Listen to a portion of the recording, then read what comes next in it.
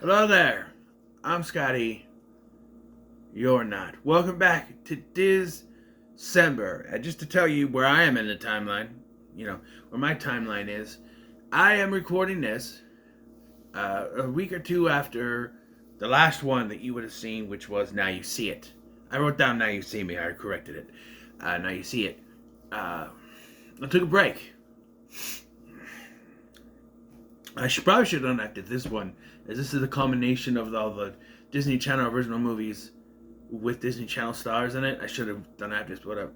And in between that time, I caught up on a few movies that I need to catch up on, like Weapons, Toxic Avenger, Fantastic Four, and so on and so forth. Still not calling it by its stupid name. I even thought about putting Fantastic Four in this, but in December, but no. And I did my college files project. So, but today,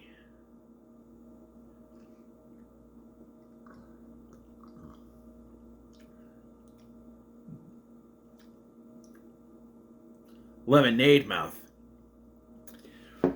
Yeah, coming out in 2011, the year my son was born. I didn't look to see what was it, June 12th, I think the thing said. I don't know, but yes, this movie is almost as old as my son. 14 years.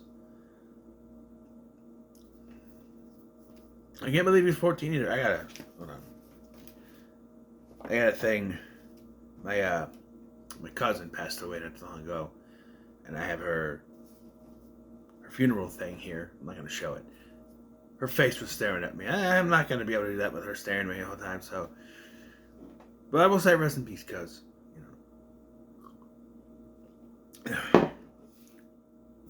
Anyway, talking about this movie. So, I was still watching Disney Channel at this time. Yeah, I watched Jessie. And what else? Austin Ellie wasn't on yet. Sweet Life, Zach and Cody, that was around this time. It just ended not long before this, so it was Sweet Life and Deck, I should say. But I did watch. They're still watching the channel, and I remember seeing the commercial for Lemonade Mouth, and I went, "Nah, this looks. They're trying too hard to be High School Musical." And then in recent years, I'm just like, I never wanted to look at it because it just feels like Disney trying to manufacture a hit. Because look at where they are in this point in time. Okay, they lost the Jonas Brothers. Demi Lovato's gone. I think it's around this time that Hannah Montana ended. And so, like, there's their music hits. Boom, boom, boom. Right there. Their three big music things. Gone. So what are they going to do? What are they going to do? Let's manufacture our own thing. Now, credit to Adam Hicks. He was the one that took off, though there wasn't much to it, He's one of those that hasn't had a very good after Disney experience. And I just want to point out, and I've said this before, the people comment on the Disney Channel stars afterwards, "Oh my God, how the mighty have fallen." Just shut up, okay? Because you don't know what Disney puts these kids through. They've done interviews where, like, Disney expects them to follow certain guidelines. They have to dress a certain way, act a certain way, talk a certain way. They have to present themselves in a certain way. That's not themselves. They have to act like a totally, completely different person. So once they're done with Disney and they go out and be who they want to be, people think, "Oh my God." Now, that's no excuse for the drugs and the alcohol problems. But, like, I'm just saying, when Miley Cyrus had her quote unquote fall from grace, and went, "Oh my God, she's fallen so far," and it's just like, no, she's being who she wants to be. Not like what happened to that's not her. That was never her. It was what Disney wanted her to be. The same thing could be said for Demi Lovato or Selena Gomez. They were put on this pedestal by Disney and forced to be what Disney wanted them to be, and that's, just saying. But I never wanted to watch this movie because I was just like, it's too, it feels like Disney manufacturing itself a new hit band. It went nowhere. There was supposed to be a sequel. They were going to work on a sequel, but thank God somebody stood up and said, you know what? I don't think we need a sequel. I think the story comes pretty, full circle in this movie, and it does. Though, I will point out that the ending of this movie, what they're doing, could be a flash forward or a dream. And they could retcon it in the next one, where it's like, you show the end of this movie, and then one of them wakes up, like what's her name? Stella wakes up. And, guys, we need to make it big or something like that, I don't know. But I also feel after watching this that we don't really need a sequel.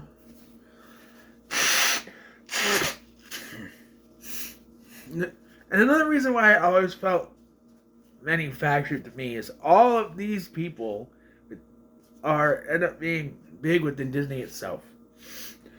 Not necessarily at the time. Now, if you look at it, it's one of those situations where, apologize for all that, boogers and shit. There's no shit up there, but anyway, where it's like, take a look at the cast. The main 5 characters here. And when one point, one way or another, they'll all be connected with Disney. You have Bridget Mendler, Wizards of Waverly Place, and Good Luck Charlie. You have Blake Michael, who would be on Dog with a Blog. He was on a Cartoon Network show too. I don't know what it's called. You have Haley Kiyoko, who was in those direct-to-video Cartoon Network Scooby-Doo movies as Velma, and she was also Stevie. That's why I messed up her name. On Wizards of Waverly Place. You have Naomi Scott, who now will be a pop singer in Smile 2, but she was also Jasmine in the Aladdin remake that forced Jasmine to be pushed too much in that movie. I felt like she didn't need to go as far as saying she wanted to be Sultan. I felt like in those times there wouldn't be a female Sultan, but, who am I to judge? I'm just a man. What do I know? Adam Hicks, who was fresh off Zeke and Luther and Pair of Kings, or maybe Pair of Kings not yet, but he would be in Pair of Kings. Maybe he wasn't Pair of Kings, but yeah. And yeah. So they all have a Disney connection. Actually, I think I watched Disney XD a lot back at this point too, but I didn't have it yet. I know I did. And then they got rid of it. They brought it back, though. There's nothing for me to watch there. Play reruns of Zeke and Luther or something. I also Disney Plus, but no. Right. You also have some interesting side character actors. Oh, another Disney connection. The main teenage bad guy, the leader of this band, Mudslide, whatever, is Chris Brochu, the brother of Doug Brochu from Sunny with a Chance, and later So Random. I almost said That's So Random. And he was also on Pair of Kings. He was the Iggy the Floggy. Augie? Oogie. Whatever. He was a Floggy. No, he wasn't a Floggy. He was the Mud People. I don't know. But Floggy? Right? Because I'm trying to... Yeah, because the squints or whatever, the little people. Squonk. The Squonks are the little people, and he's the Floggy. Yeah. Oogie? Oogie? I don't know. He's not in this, his brother is. And he's the main teenage villain. And then you have Tisha Campbell, not Martin, of Little Shop of Horrors and My Wife and Kids fame as the music teacher. And the main villain of the movie, the principal, is played by Shooter McGavin himself, Christopher McDonald. He has a line at the end of this movie. He's like, I was a rebel myself in high school. I'm like, yeah, I know, you were part of the T-Birds. Prowling, walk, talk like a T-bird. Prowling, walk. What? Hey, Grease 2 is underrated and I will not stand for it.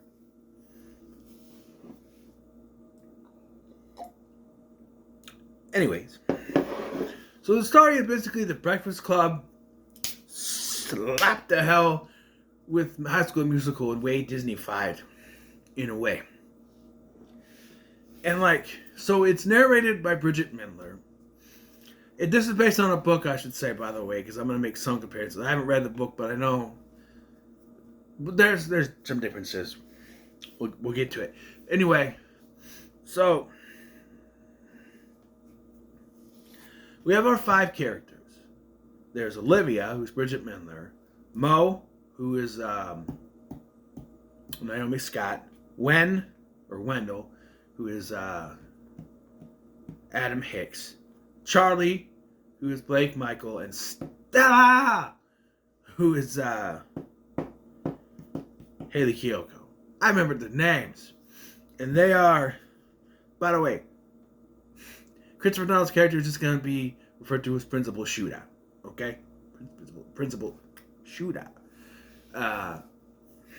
So they get detention in various different ways. Unlike the Breakfast Club, well, we do find out what they did, but here we see what they do. They make it like it's Stella's first day of school, but because the way she's talking to her mom, but I don't know if it is. I don't know.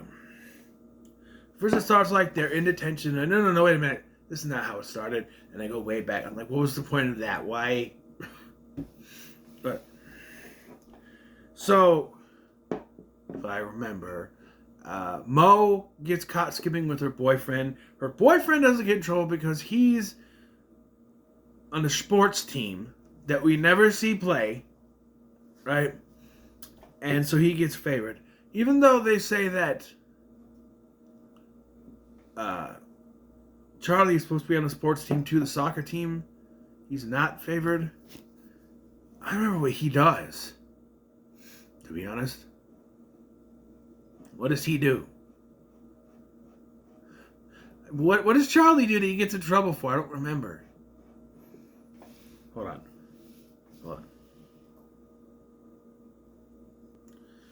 Okay, so Charlie gets detention for accidentally hitting his coach with the soccer ball.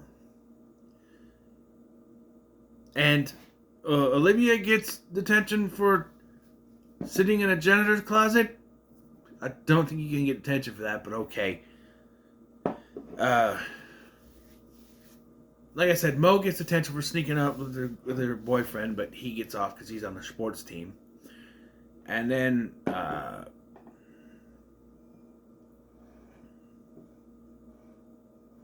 when he gets detention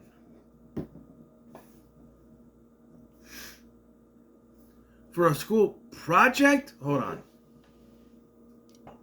Okay, so apparently Wen gets detention for calling his teacher stupid. There's stupid reasons why they're in detention. Because all it is that he gets his project mixed up with his dad's girlfriend's project. She's a photographer, but in the book she was an artist that painted the human body and did self-portraits. And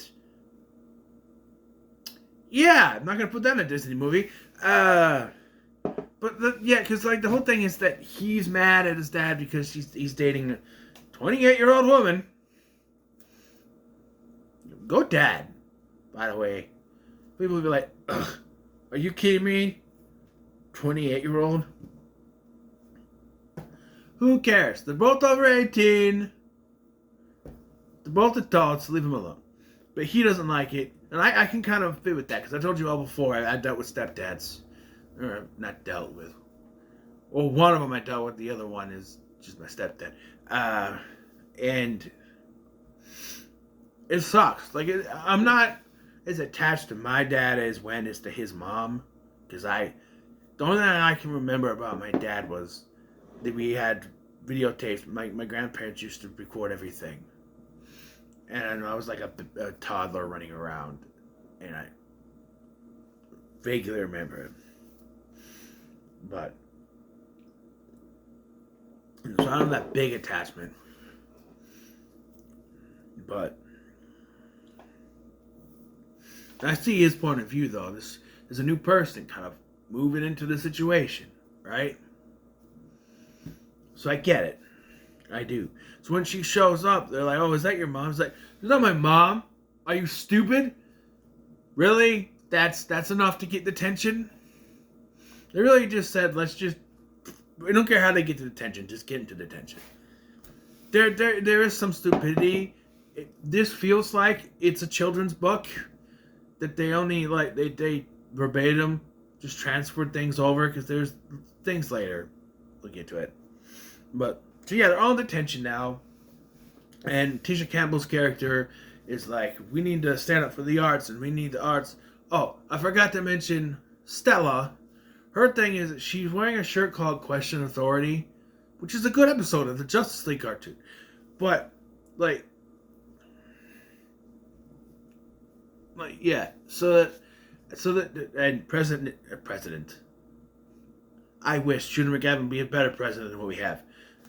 Principal Shuda says she can't wear that shirt, so she has to wear a jacket over it. But then she stands up at the assembly and is like, yeah. All the good people and supporting characters are like, yeah, and all the ones that are supposed to be bad, like, sit down, shut up, that sort of thing, right?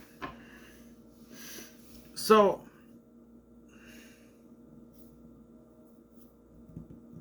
they're in detention and they start talking, and Tisha Campbell's off to do something, and says they have to clean the because it's in the basement of the school. They have to clean the basement of the school. Also, everyone drinks this lemonade that is in the in a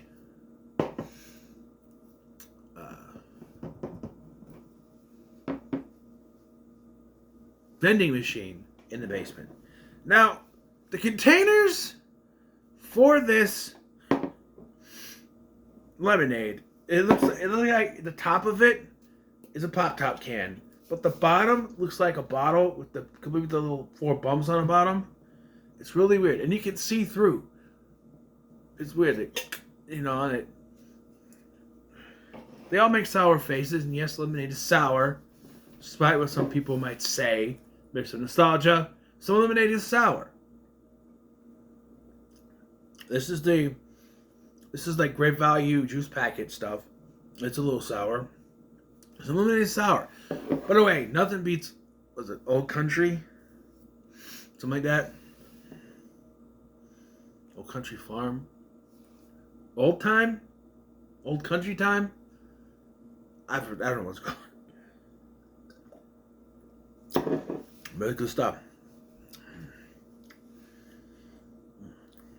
This is good too. But anyways, so after Tisha Campbell goes off to do whatever, they're stuck cleaning the place. They don't want to clean, so they start making noise, right?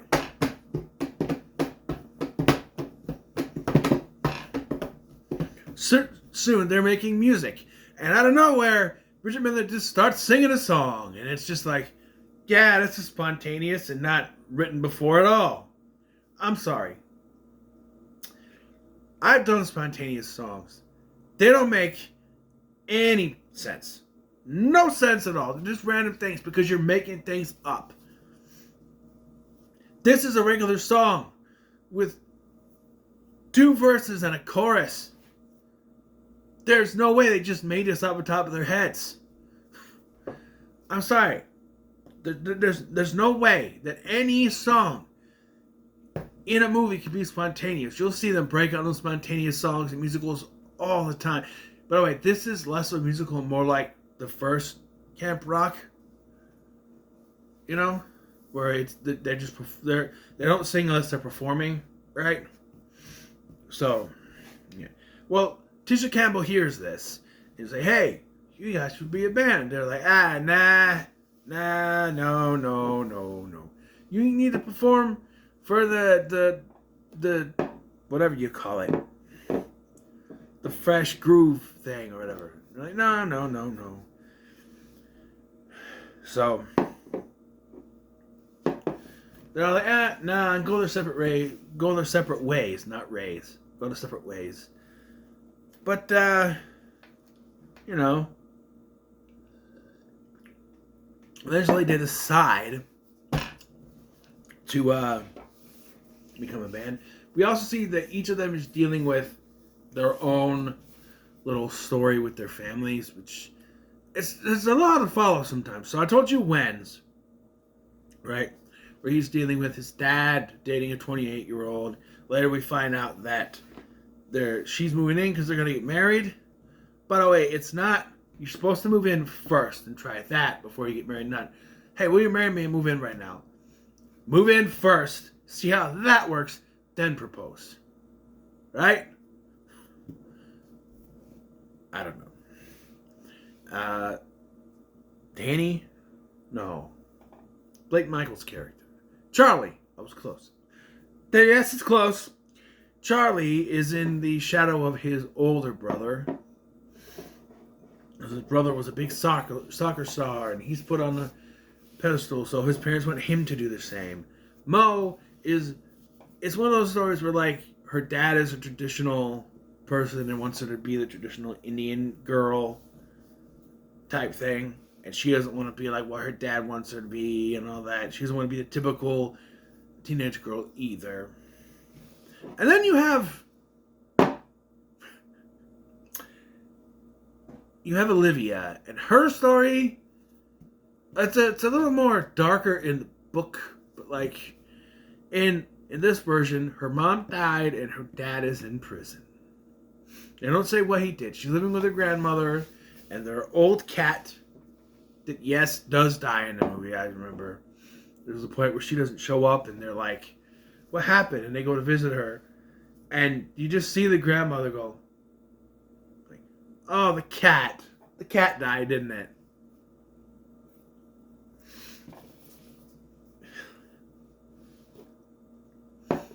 Yeah, I've been there too. Cats, dogs died. Don't want to think about that. Don't want to think about it. Don't want to think about it. Nope. But her dad's in prison. In the movie, they don't say what he did. But in the book, he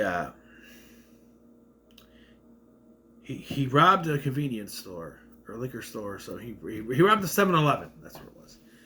But in this, he's just in jail. They don't say what it's for. She just said he made some bad decisions.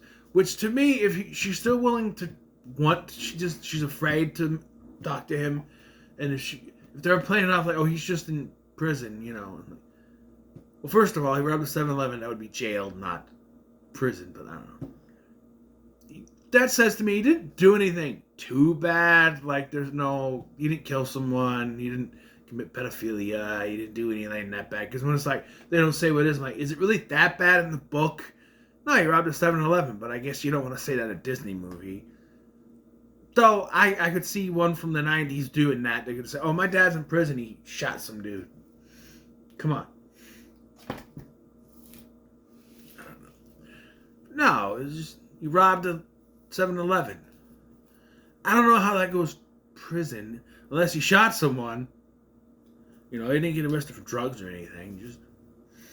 And in the book, her mom didn't die, she just took off. So like she was abandoned by both parents. But this one, they made it more like, oh, he's in prison for, and she died. So it's like they didn't actually abandon her. Like he kind of did, but she lives with her grandmother. Yeah. So, they need a name and they can't come up with a name, and then it comes to them thanks to the bad guy because they get a confrontation because bad guy dude, I don't know his name, is like goes off on them and tries to steal the water that they grab or whatever. It's some sort of an energy drink or something. It looks like it's in a water bottle, but I don't know. So he gets Stella all angry, and she spits lemonade at him, and then like principal Shooter, who glides around on a freaking Segway in this movie. He shows up. He's like, "Is something going on?" He goes, "No, it wasn't me. It was Lemonade Mouth here." And I'm like, title drop.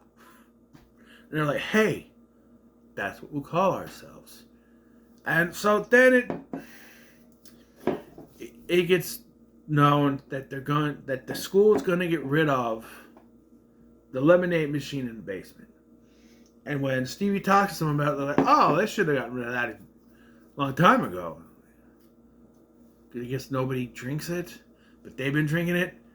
Which then makes me think that Mr. Nostalgia is right. Maybe that lemonade's been down there for a while. I'm just saying, it's Mel's lemonade, which does come back later. But yeah, they want to stand up for that. So they are booked for a performance at the Halloween Bash. And I'm watching this, and it starts off like, because the whole thing with Bridget Mendler's character, Olivia, is that she's shy. She's shy, and she has stage fright, and I'm just like, this is just wasting time. She's, I have stage fright, that's why she doesn't want to do it. But, yeah. Then she hides in the bathroom, and everyone just goes into the girls' bathroom. And how do you think, I almost facepalmed watching this part. How do you think they get over this? Well, of course she gives her a can of lemonade. And she drinks it, and... Alright, I'll do it. Really?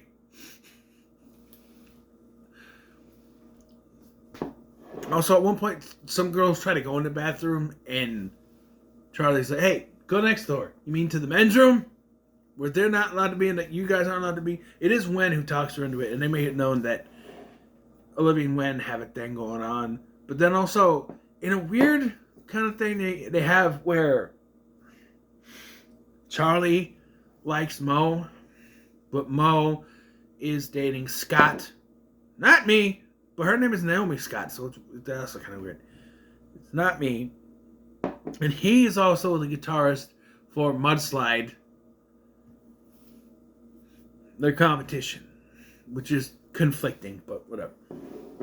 So anyway, they get up there, and it starts off slow, like she's nervous, and then they just start rocking out.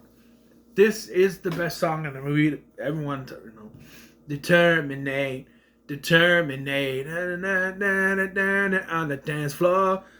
I was sitting there in the van rocking. But yeah, this is pretty good. Yeah. So the fan wasn't rocking, I was. It was like rocking like this, not, you know what I mean. So like, yeah. And then I felt like this next part was too much.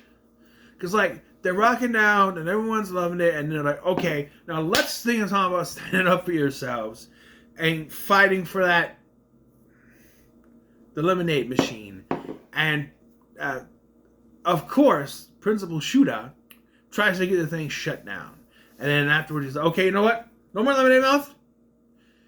You're not allowed to perform at school anymore, and there's no more of this stuff. You're done. And I'm like, shouldn't this be like at the third act of the movie? I'm barely halfway through. This should be like one of their big performance, and then no, because they find another way to separate them. It's stupid. It's so stupid. We'll get to it. No, but they just said, hey, we're not allowed to perform at school, but what about somewhere else? So they go to Mitch's Pizzeria. No, not Mitch's Pizzeria. It's Dante's Pizzeria. But I did laugh because it made me think of the stand-up, Mitch Hedberg's stand-up, when he's like, hey, man. Because at the time, Pizza Hut was taking any coupons. He's like, it makes me want to have my own pizza place. You know, Mitch's Pizzeria. This week's special, unlimited free pizza. Offer not valid at any Mitch's Pizzeria location. Free pizza oven with purchase of a small Coke.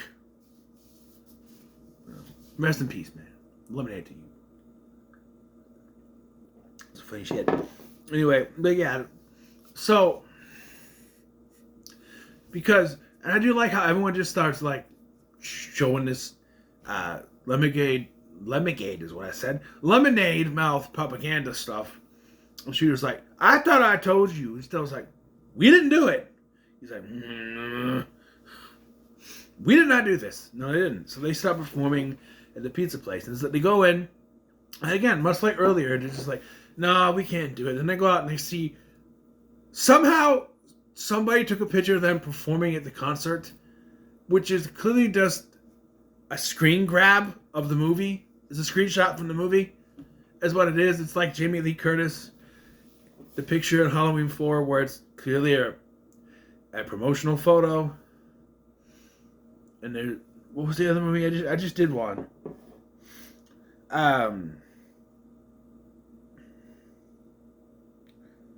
Starstruck, where the picture is clearly a picture from the movie, but because you could see her hand holding the camera in the picture.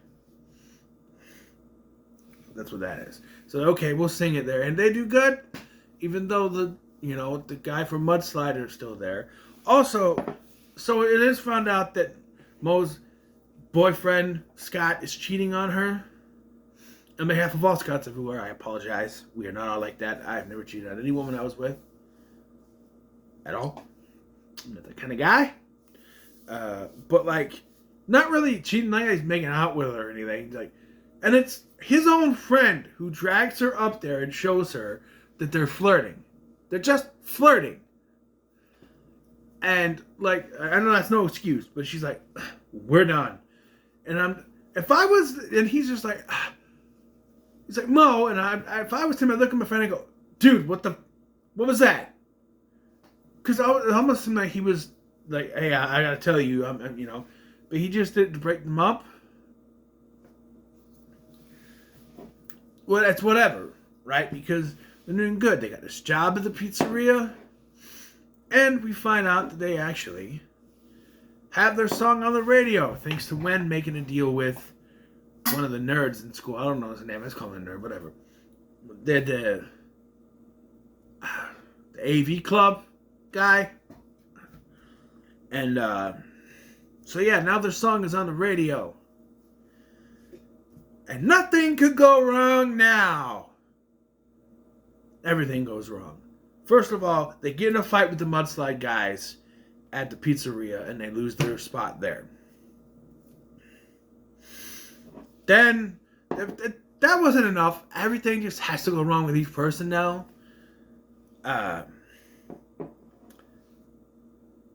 Charlie tells Mo how he feels, but she thinks of him as just a friend, so he gets pissed, goes home and drums it out, and breaks one of his drumsticks, which leads him to go to grab another one. He gets his hand smashed in the toolbox or whatever he has it in. He goes, ah! And I felt that to him. Oh, shit. Also, Mo has a cold now, and a sniffle and a temperature. When Wen finds out that Sydney's moving in with them, he's like, what? And a picture frame knocks him in the eye, which is really the least of the injuries that they have.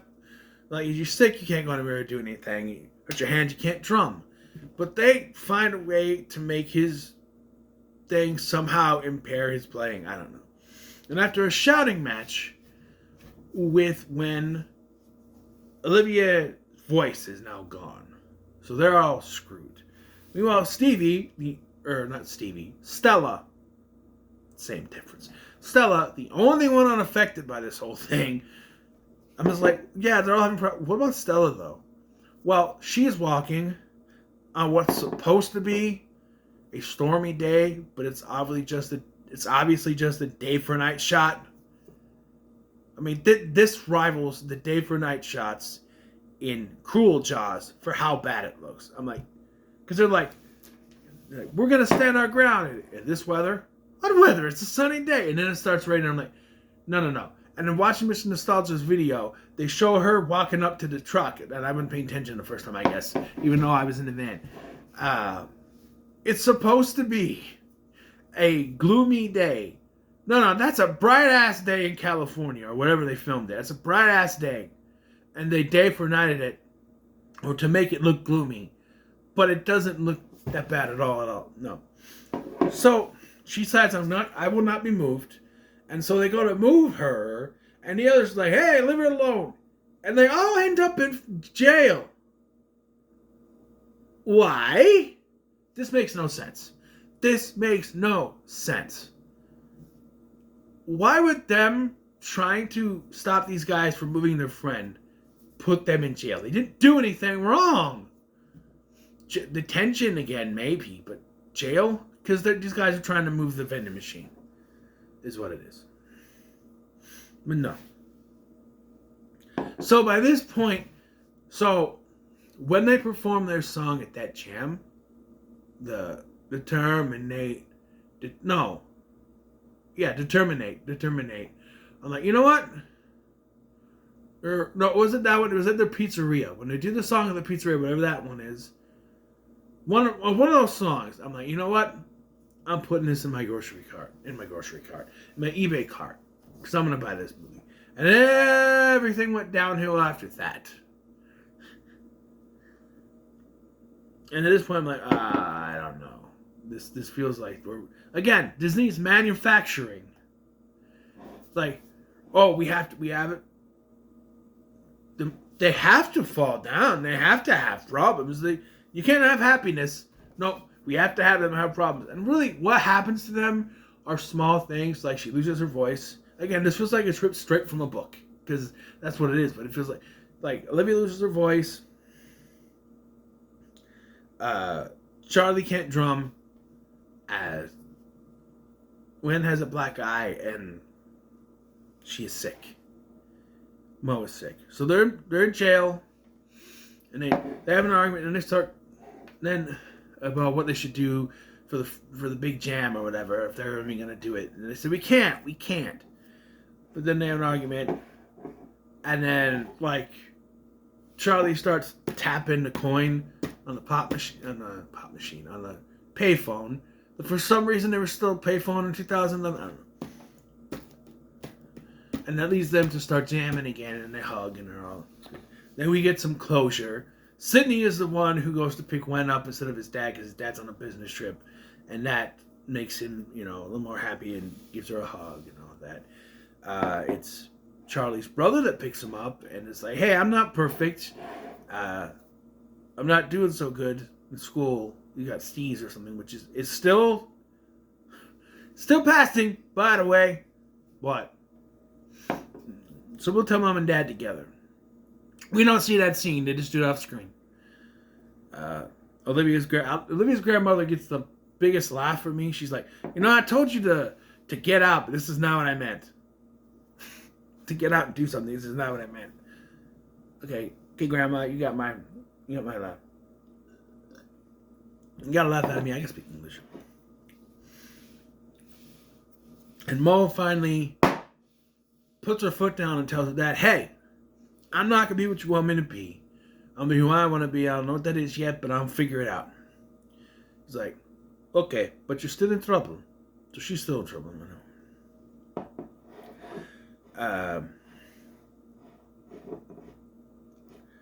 And Stella's mom is actually proud of her for standing up for what she believes in, and her whole family is happy. So there it is. I should also mention that Scott has also been feeling bad about what happened with the other girl, and he says, we're just friends, and there's nothing really going on. I miss you. And she's like, well, no. We could try, but we're not going to go back to that right now. So then we get to the big performance, and let me tell you something. Mudslide's song in this, it's a banger. I liked it. I know they're supposed to be the bad guys, but they're really good. They're jumping around. Yes, it's soulless because they're all about just being popular or whatever, but yeah. And then, at this point, I was like, okay, you've lost me here. Like, what is this? But they win me back. They win me back before you say anything. They win me back. Because they start to perform. And so I get that Charlie has a hard time drumming because he got one hand, right? Hey, what was it, Def Leppard? That guy drums with one arm. You can do it, bro. And Mo was still sick. Olivia can't sing. But I refuse to believe that having a black eye will mess you up from playing the keyboard. Okay? He's just like, he's like, I can't. No, there's no way. Having a black eye does not. I've had a black eye. It does not stop you from saying things like that. There's no way. He should not be playing bad. If he and Stella should be the best ones playing, but no, Stella's trying, and even Charlie tries, but he can't keep time, and so it's like, oh, they all failed. And just when I'm about to go, oh, okay, we lost me, the girl in the wheelchair starts singing their song, and then Sydney. And then Wen's dad. And then the other parents. And then everyone starts singing the song. And even Scott starts to go back out. The other guy's like, hey, what are you doing? He's like, they need my help. If you go out there, you're out of mudslide. You know what? Fine. He goes out and starts playing. Everyone starts singing. They're all standing there. In a moment. And yes, I'm tearing up because I was watching this on the way home from work. And I was crying my eyes out. This was the moment. This is the moment. Like, they don't win. But this proves it doesn't matter. Who cares about winning? Cramp in my foot. Cramp in my... God damn, cramp in my... Hold on a minute. I gotta walk out this... God, Hatama. Oh. Tip for you. Don't squish your toes down. I don't know what I did actually. God damn.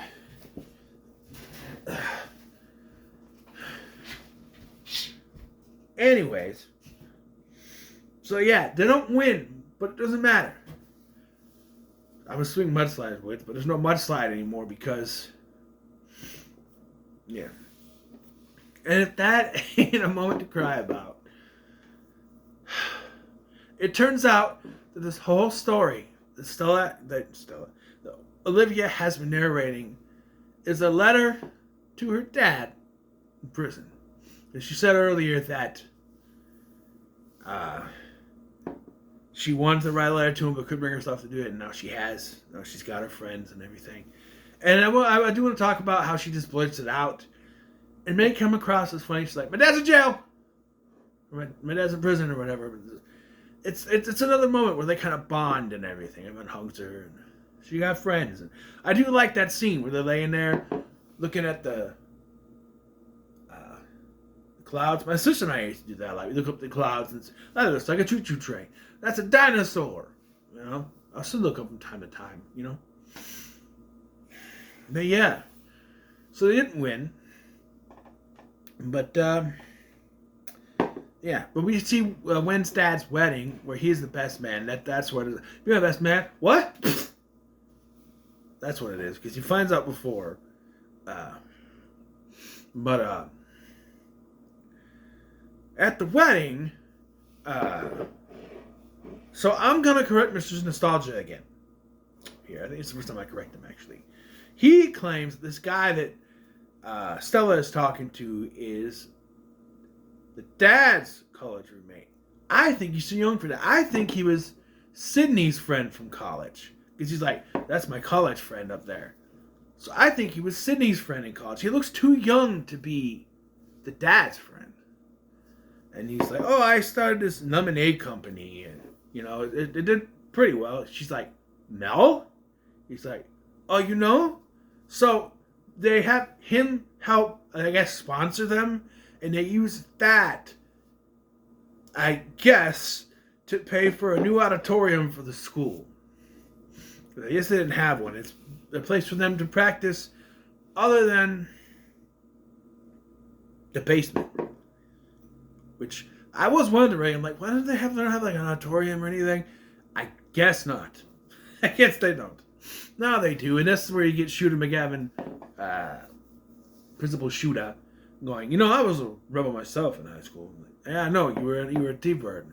Prowling, walk, talk like a T-bird. Prowling. Yeah, I know, I seen it. But, yeah.